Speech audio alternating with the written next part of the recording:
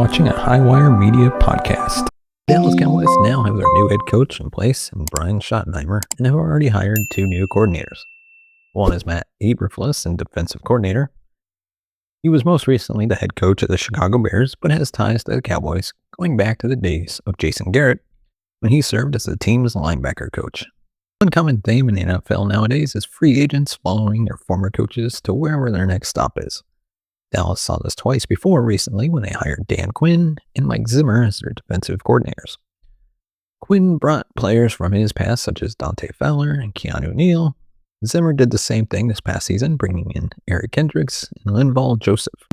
Eberflus having recent ties in Indianapolis and Chicago, it's not far-fetched to think the Cowboys will try to bring in players through free agency who Eberflus coached previously.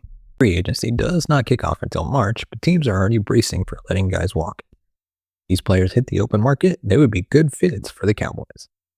So we're going to talk about three players with ties to Matt Eberflus who would fit on the Cowboys. Starting off with Chris Williams, defensive tackle.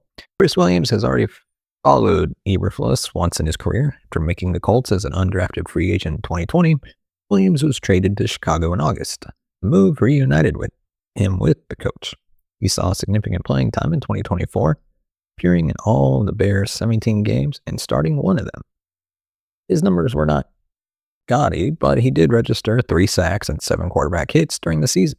For a former undrafted player, Williams took advantage of his opportunities to prove he can make a roster and be a contributor.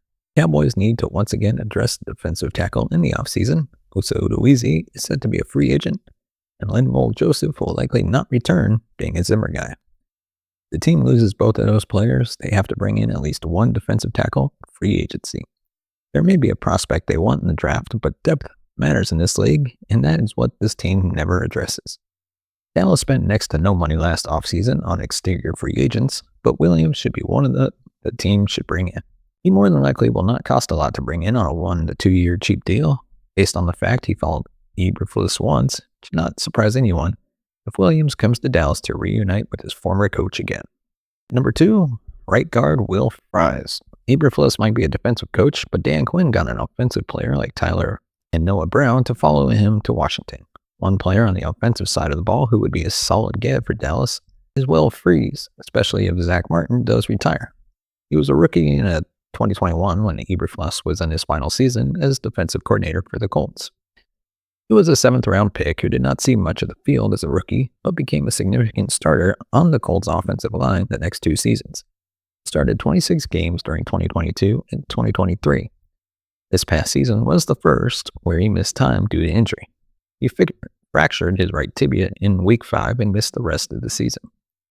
With the Colts needing to make decisions on other offensive line free agents and guys like Ryan Kelly and Mark Glowinski, they may opt to let him walk. They also may not want to invest in a player coming off a significant leg injury. If he hits the open market, teams will be looking at him. While Eberflus might not have the closest relationship with him, he does know him from his days in Indianapolis. He is another player who would fit in well with what Dallas needs to address this offseason. One way or another, offensive line is a group this team needs to think about in 2025. Veterans are departing, and this group is getting younger and inexperienced. Bringing him in would be an instant veteran starter at right guard and a good replacement for Martin. Jones admitted he might have expected too much from Tyler Guyton and Cooper Beebe as rookies replacing future Hall of Famers and Pro Bowlers. If he wants to avoid that mistake again, he should bring in a veteran. Number 3, linebacker E.J. Speed. E.J. Speed is an Eberflus guy that Cowboys really need to look at in free agency. Speed was a 5th-round pick in 2019 during Eberflus' 2nd season with Indianapolis as defensive coordinator. During his 6 seasons as a Colt, he went from part-time player to one of the Colts' best defensive players. Speed has played in 92 games so far in his career and started 32 of them. He became a full-time starter at outside linebacker the past 2 seasons. The 2024 season marked his career high in tackles, 142, which was the 3rd best on the team. 29, Speed is smack in the middle of his prime and looks like a star in the making. Cowboys have a good group of linebackers highlighted by Micah Parsons, but he has become more of a strict edge rusher at this point in his career. It also looked like they hit the jackpot on DeMarvion Overshawn, but he has now suffered 2 major knee injuries. It is unknown how much he will even play in 2025. Maurice Lufau looked good as a starter towards the end of the last season, but questions still linger about his size as an outside linebacker. The bottom line is Dallas needs to address linebacker this offseason. Bringing in speed would be a big boost for the linebacker core. The younger players in this group could benefit greatly from having a 6-year veteran with plenty of tread left on the tire leading the way. Speed would give Dallas an instant starter there. Cowboys have made another slam dunk hire, doing Micah Parsons a huge favor. The process that led to Dallas Cowboys to hiring Brian Schottenheimer as their new head coach lied in the face of their perennial claim that they are doing everything in their power to win a Super Bowl. With that said, Schottenheimer won his introductory press conference, and Dallas is quietly assembling a rock-solid staff around first-time head coach. Like we mentioned, Matt Eberflus was hired. He's an elite defensive mind and a fantastic pick to succeed Mike Zimmer, defensive coordinator. Cowboys then hired Nick Sorensen as their special teams coordinator. While that didn't receive as much praise as Eberflus, 49ers hope to keep Sorensen on Kyle Shanahan's staff. That says a lot about his coaching ability. Things are coming together fast in North Texas. The team has reportedly interviewed Cardinals offensive line coach Clayton Adams and Falcons tight end coach Kevin Koger for the OC position. It sounds like Dallas will name a new OC in short order, but they have made another hire in the meantime that Micah Parsons will absolutely love. According to Johnson and Jones of CBS Sports, the Cowboys hired Jets defensive line coach Aaron Whitecotton for the same position. Jets reporter Zach Rosenblatt of The Athletic revealed hours earlier that Dallas was interested in adding Aaron to Schottenheimer's staff. It is worth noting, too, that Rosenblatt understands the Jets hope to keep him, so he was clearly held in high regard by that organization. By all accounts, he did a superb job with the Jets' defensive line. While Quinnen Williams was an established stud by the time he joined the staff, he is largely credited with the second-year jumps from former first-round picks Jermaine Johnson and Will McDonald. Johnson tallied 7.5 sacks, 16 quarterback hits, 56 pressures, 31 defensive stops as a sophomore in 2023, while McDonald erupted this past season to the tune of 10.5 sacks, 24 quarterback hits, 2 forced fumbles, and 61 pressures, according to PFF. In addition to Johnson and McDonald, Bryce Huff developed into an impact pass rusher under Whitecotton before the Jets regrettably traded him to Philadelphia. Same can be said for John Franklin Myers, whom New York traded to the Broncos. All in all, Whitecotton is a superb hire by the Cowboys. He has a proven track record of developing both interior and exterior defenders. The move should give Dallas further incentive to re-sign Tech Usa Udoizi, who had a career year in 2024 rushing the quarterback.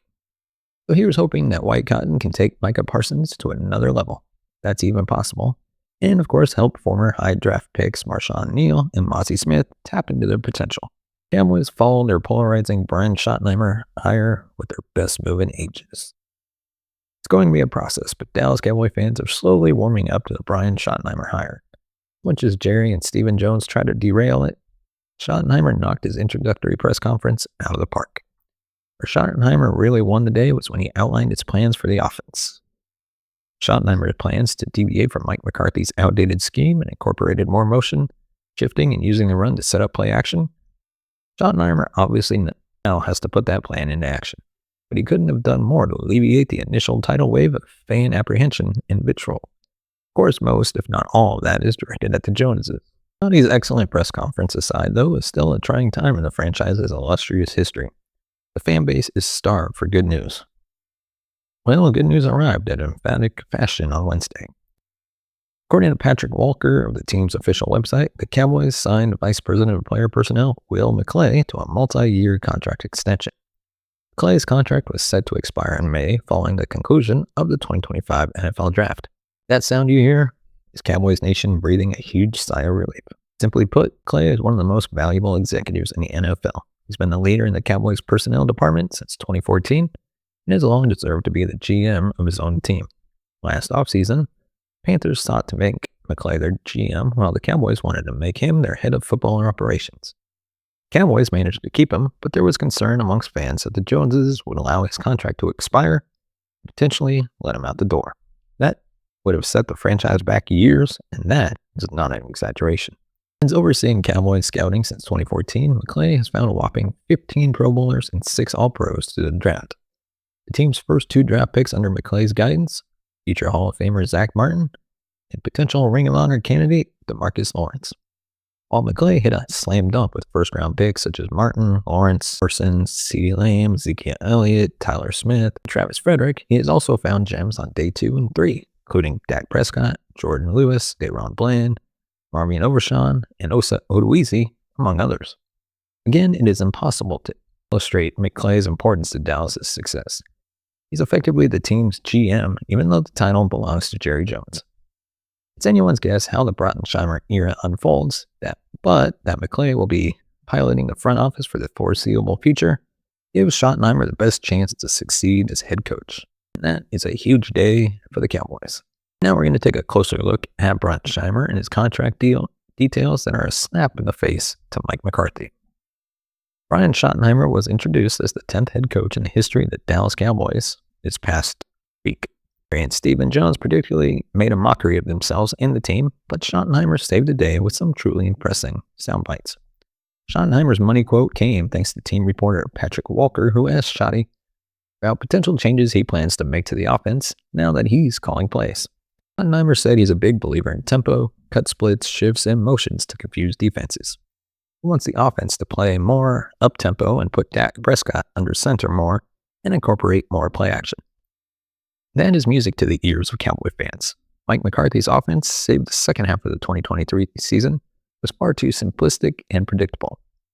It is understood that Schottenheimer, not McCarthy, was responsible for the tweaks during the bye week in 2023 that buoyed the offense to a strong finish. That might explain why the Cowboys gave Schottenheimer a pretty handsome contract. According to Ian Rappaport of NFL Network, Schottenheimer got a 4-year contract. The details of Schottenheimer's salary have not been disclosed, but it stands to reason he is among the lowest paid head coaches in the NFL, given he's never been a head coach before. However, the length of Schottenheimer's contract is the story here. It's understood that McCarthy wanted the security of a longer-term contract from Dallas. While McCarthy led the team to 3 straight 12-win seasons, the first time that's happened since the 90s, he managed just 1 playoff win in 5 years on the job. McCarthy was brought in to get the Cowboys over the hump, and he didn't get the job done. Jones's lasting memory of their team in the playoffs was getting demolished at home by the Packers, who were among the youngest teams in the league and had a quarterback in Jordan Love who was in the midst of his first year as a starter. While Dan Quinn deserved the biggest share of the blame pie, McCarthy's team was completely shell-shocked by the moment after failing down early. It is admittedly hard to justify Schottenheimer getting a 4-year contract, given he has no track record as a coach, but it would have been malpractice to force him to coach under the pressure of a 2-year deal after moving on from McCarthy. At the end of the day, his contract aligns with that of Dak Prescott, who signed a 4-year, $240 million extension and had a disappointing year in McCarthy's offense before his hamstring injury. Schotty and Prescott both think highly of each other, and that is ultimately the most important relationship of this experiment, for lack of a better term. The success of the Schottenheimer era hinges on maximizing Prescott. So whose idea was it to hire Brian Schottenheimer as head coach? Because reportedly, it wasn't Jerry Jones's idea. While Brian Schottenheimer may not be the right fit as the 10th head coach in Dallas Cowboys history, he's undoubtedly the perfect kind of head coach for Jerry Jones. Think about it. As Schottenheimer has 0 experience as a head coach at any level, which is perhaps why no other team in the NFL even requested an interview with him, one would think Jones is paying far less than you would have for candidates such as Robert Saleh, Leslie Frazier, or even Deion Sanders for that matter. And we all know how much Jerry likes his money. Jones also likes hiring head coaches he knows, whether it be a friend like Jimmy Johnson. Jones also likes hiring head coaches he knows, whether it be a friend like Jimmy Johnson or Barry Switzer, or someone who is already on the Cowboys staff.